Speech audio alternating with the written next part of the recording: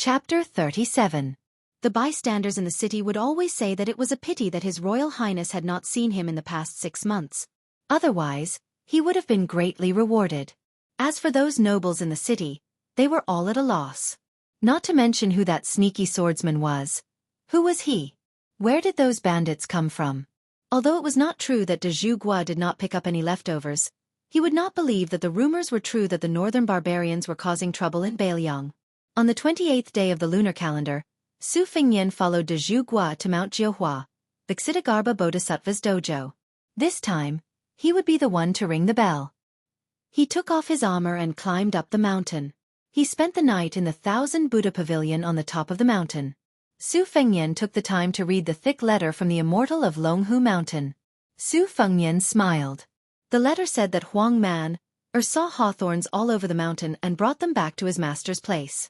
As a result, the courtyard was filled with hawthorns. Fortunately, the respected immortal on the mountain did not dare to reprimand him. He only kindly explained that the hawthorns could not be stored for long after they were picked. It was better to wait until they went down the mountain to pick them.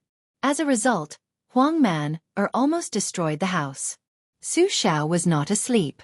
He walked into the room and glanced at the winter embroidery saber on the table. He held another letter in his hand. It was from his second daughter, Su Weisheng. De Zhuguo said bitterly, "Your second sister wrote a letter to scold me." Su Fengnian smiled and asked, "Just because I learned martial arts in the saber?" Su Xiao sat down and sighed. "If you continue to practice, she might come back from the Shangyin Academy and scold me."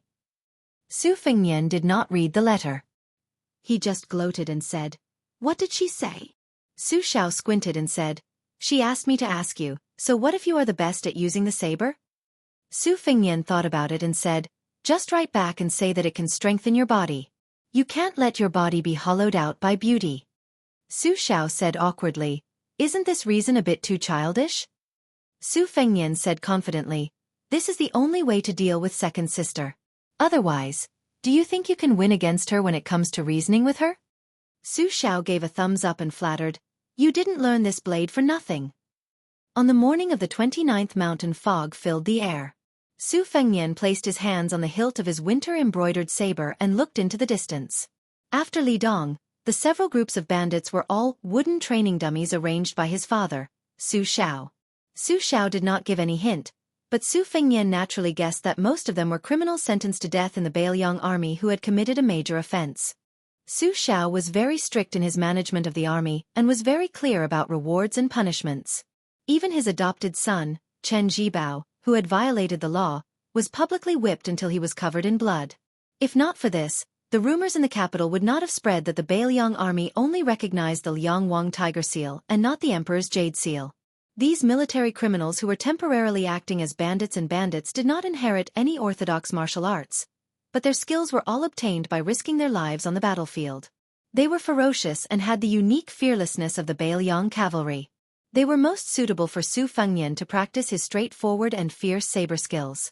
The old man saw Su Fengnian kill 3 groups with his own eyes. After that, he did not pay any more attention. He only gave the address and had Su Fengnian go there alone with his saber. After the first group of bandits, Su Fengnian was hit 6 times, 5 light and 1 heavy. The one that hit his back was not fatal. He lay in a pool of blood, his saber still in his hand. In the end, he was carried back to the prince's mansion by the old man. After that, the other groups of Su Fengnian fought with injuries. The old man did not give him the slightest chance to be lazy or complain. If it were any other master raised by the prince's mansion, they would not dare to trample on his royal highness, whose nobility was comparable to that of the emperor's relatives. Practicing the saber with the fierce bandits was difficult and dangerous. It was not something that outsiders could understand. Su Fengnian closed his eyes and slowed his breathing. He wondered if it was time to start practicing internal martial arts. No matter how domineering the saber technique of the outer sect was, it was like a child's play in front of a true master of both internal and external martial arts. It would only be a joke. However, the cultivation of internal martial arts was more about advancing step by step. The big and small acupoints and meridians in the body had to be polished and connected like a marching army. It was like the Wudong sect, which claimed that half of the world's internal martial arts came from the Jade Pillar. Especially those Taoist priests who were talented and had masters to guide them. They had to practice every day they were on the mountain. They had to strive to reach the realm of the Great Way where they could resonate with the heavenly design.